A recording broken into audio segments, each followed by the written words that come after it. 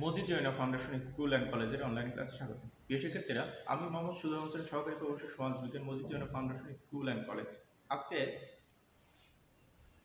9 বাংলাদেশ ও বিশ্ব পরিচয়ের চতুর্থ অধ্যায় নিয়ে কথা বলবো। দেখো, আমাদের চতুর্থ অধ্যায়ের নাম হচ্ছে বাংলাদেশের ভূপ্রকৃতি ও জলবায়ু।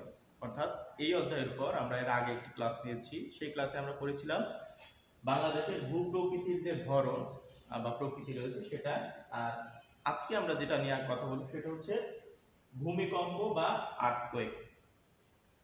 তোমাদের এই অধ্যায়ে দুইটা টপিক খুবই গুরুত্বপূর্ণ। একটি হচ্ছে যেটা আমরা গত ক্লাসে পড়েছিলাম যে বাংলাদেশের ভূপ্রকৃতির ধরন বা শ্রেণী বিভাগ, এবং আজকে যে টপিকটা আমরা কথা বলবো সেটা হচ্ছে ভূমিকম্প বা আর্থকোয়েক। এই টপিকটা হচ্ছে একটু আকারে বড়, যার কারণে হয়তো একটা ক্লাসে শেষ হবে না। একটা আমরা ভূমিকম্প কি, ভূমিকম্পের কারণ, ফলাফল নিয়ে আজকের ক্লাসে কথা বলবো, এবং এর পরের ক্লাসে আমরা বাংলাদেশ সহ বিভিন্ন যে দেশে ভূমিকম্পের যে মাত্রা ধরন বা বাংলাদেশের কোন কোন জায়গায় কি ধরনের মাত্রায় ভূমিকম্প তৈরির সম্ভাবনা রয়েছে বা বাংলাদেশের কোন কোন এরিয়াকে ভূমিকম্প প্রবণ এরিয়া হিসেবে চিহ্নিত করা হয়েছে সেই বিষয়গুলো নিয়ে কথা বলবো। তো আজকে চলে যাওয়া আমাদের নির্ধারিত টপিক। আমাদের টপিক যেটা বললাম যে ভূমিকম্প বা আর্থকোয়েক। ভূমিকম্প কি? দেখো, এই ভূমিকম্পের শব্দের মধ্যেই কিন্তু আলটিমেটলি এটার সংজ্ঞা রয়েছে। একটা হচ্ছে ভূমি এবং কম্প।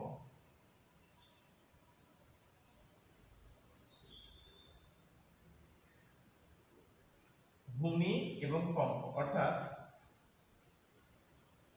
কোনো কারণে যদি বলা হচ্ছে যে ভূ অভ্যন্তরীণ কোনো কম্পনজনিত কারণে যদি ভূত্বকের মধ্যে একটু কাঁপুনি বা ঝাঁকুনির সৃষ্টি হয়, তাহলে সেরকম পরিস্থিতিকে আমরা ভূমিকম্প বলি।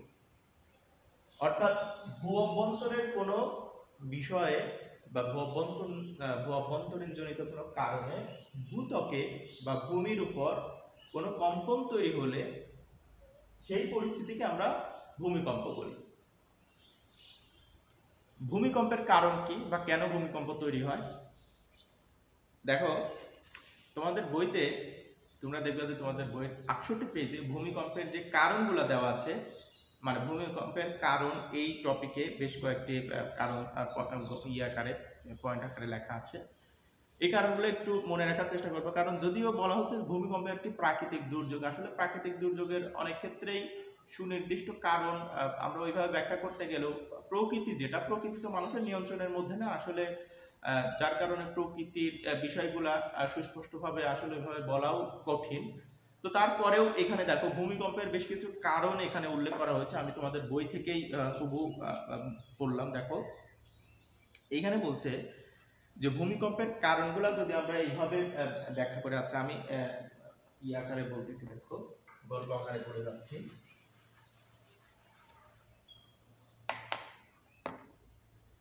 তুমি দেখবা যে তুমি একটা নতুন খননকৃত যদি পুকুরের মধ্যে যাও বা মাটি খনন করতে এরকম অবস্থাতে যাও, তাহলে দেখবে যে মাটির ভেতর বিভিন্ন লেয়ার আছে বা মাটির বিভিন্ন স্তর আছে।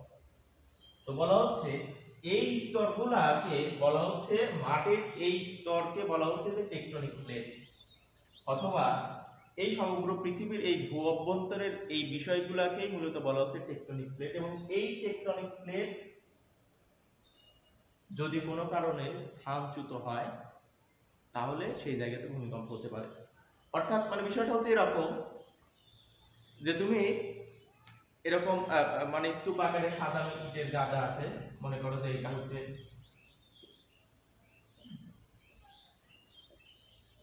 ইটের গাদা।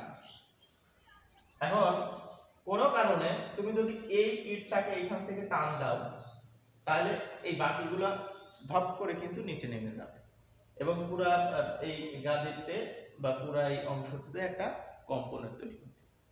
ঠিক একইভাবে বলা হচ্ছে যে মাটির স্তর যদি কোনো কারণে সরে যায়, তাহলে এই বাকি স্তরের মধ্যে একটা কম্পন তৈরি হয়, আর এই কম্পনের কারণে ভূমিকম্প হতে পারে।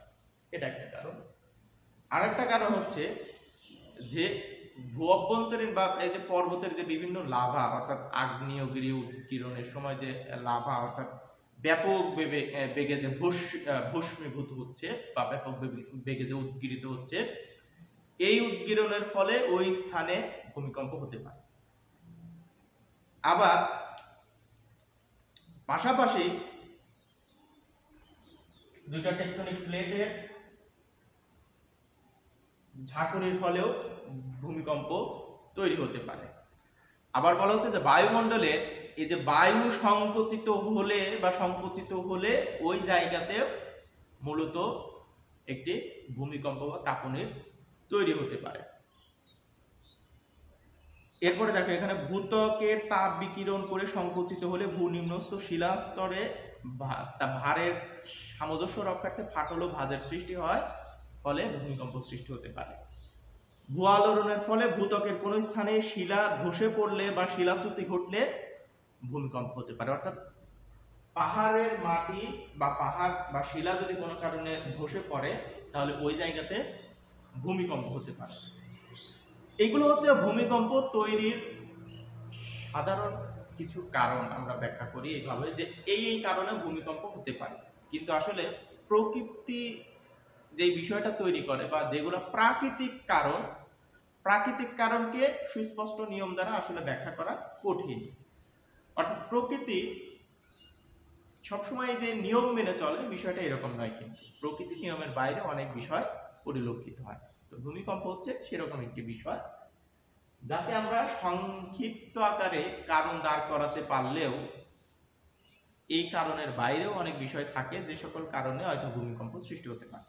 তো যাই হোক, আমরা যেটা বললাম যে এই কারণগুলো হচ্ছে মূলত ভূমিকম্প তৈরির সোর্স বা ভূমিকম্প তৈরির পেছনে এই বিষয়গুলো কারণ হিসেবে থাকে।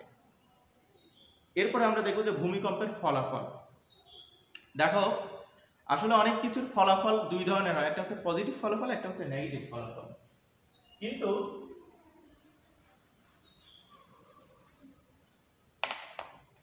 দেখো এই ভূমিকম্পের যদি ফলাফল ব্যাখ্যা করি, কোনো কিছুর ফলাফল লিখতে গেলে তোমরা দুই ধরনের ফলাফল লিখতে হয়, একটা হচ্ছে সুবিধা আর একটা হচ্ছে অসুবিধা।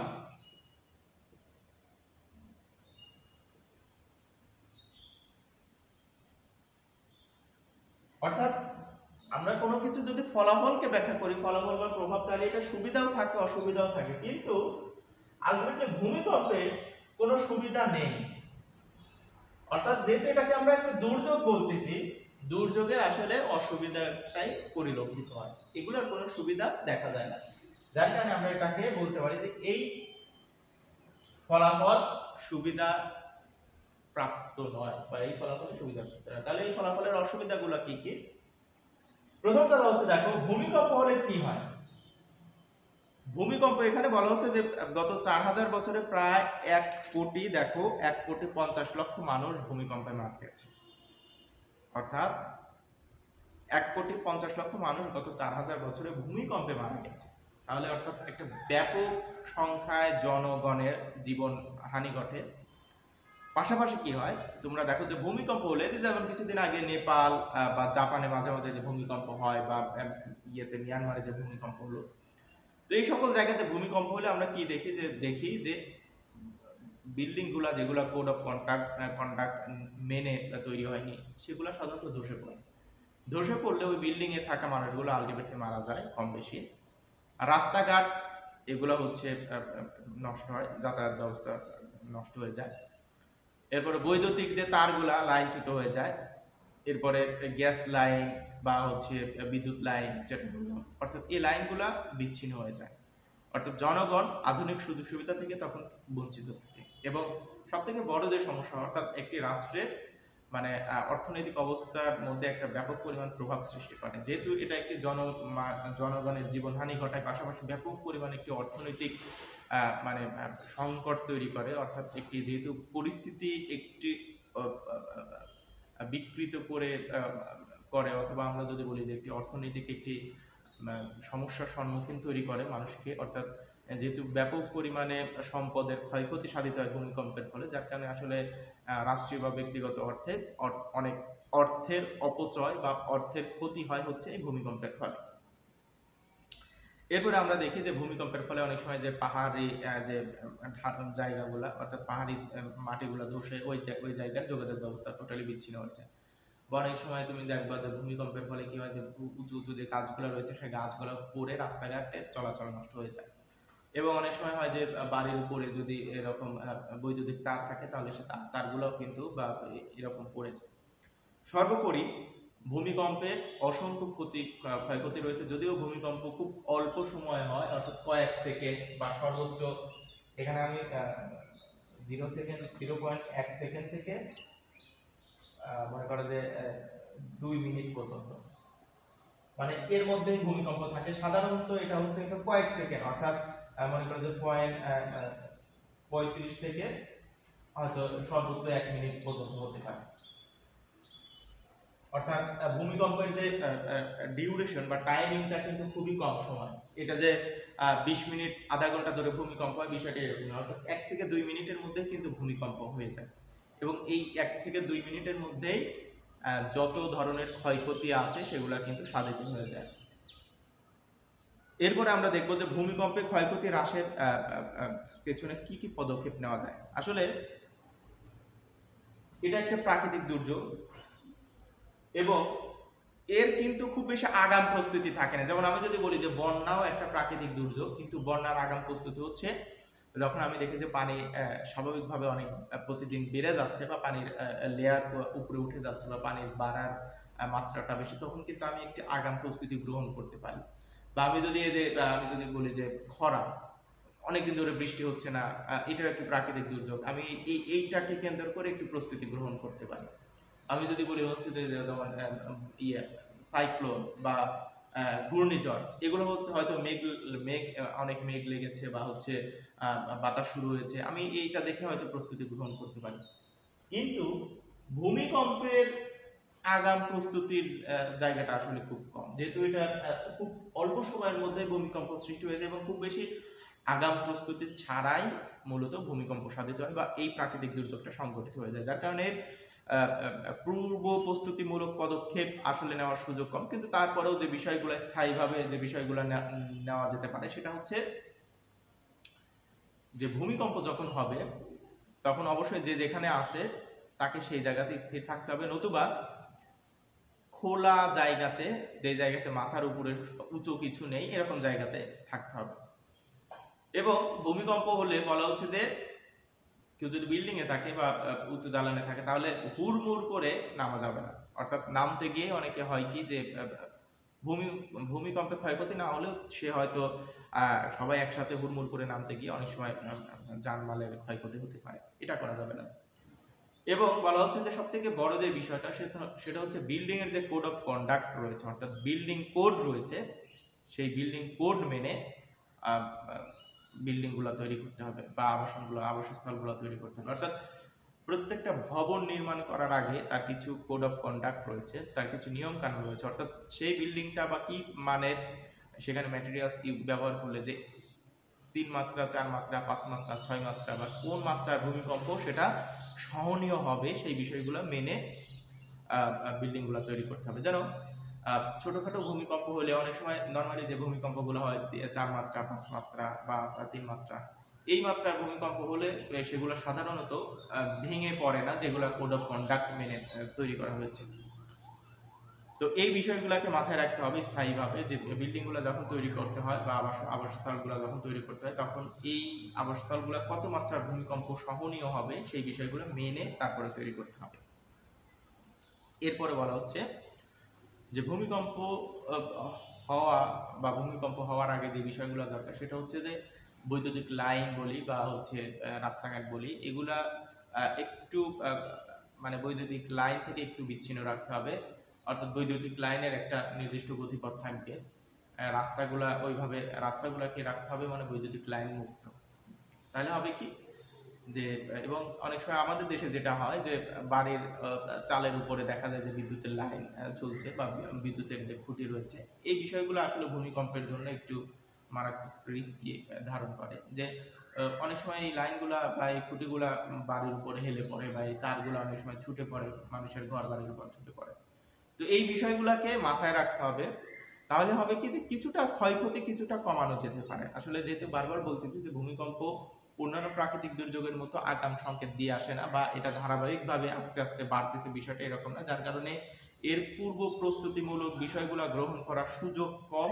তবে মানুষ যদি সচেতন হয় এবং মানুষ যদি ভূমিকম্প সম্পর্কে কিছুটা ধারণা রাখে এবং সরকারের যে নির্দেশনা রয়েছে বা ভূমিকম্প প্রস্তুতিমূলক যে ব্যবস্থাপনাগুলো রয়েছে সেগুলো যদি স্বাভাবিকভাবে মেনে চলে, তাহলে ভূমিকম্প অনেক ক্ষেত্রে মানুষের তুলনামূলক কম ক্ষতি করতে পারে।